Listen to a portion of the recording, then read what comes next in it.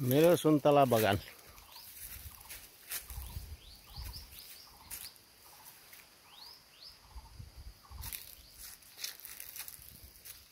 साफ गरेर सकियो, गोडमेल गरियो भनौं।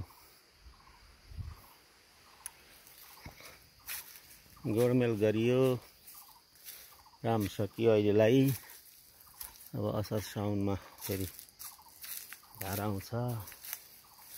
झार आएपछि फेरि फल्नु पर्यो।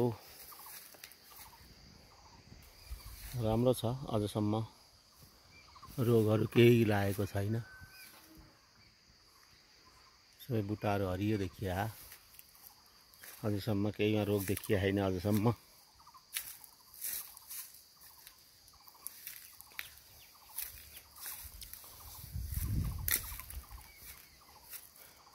कोही लस्केर तानेर बाँधेछु यी बुट्टा उता गयो भनेर। यो कलमी सुन्तला हो, राम्रो फलेको छ। दाना राम्रै छन्।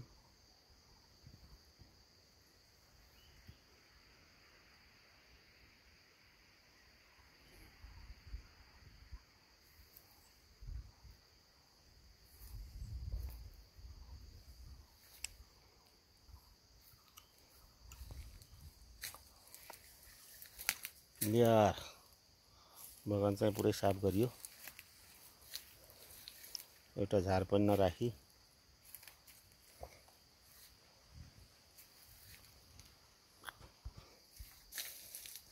क्लियर बनाइया छ।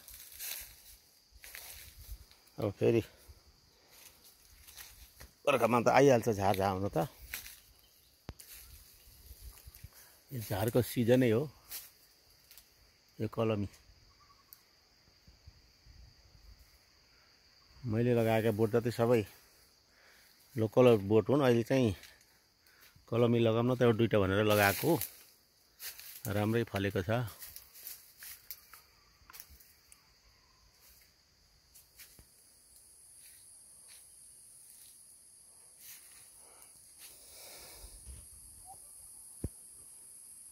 यो देखिने जबी सबै सुन्तला हो, टोटल सुन्तला, यहाँ अरू कुरा छैन।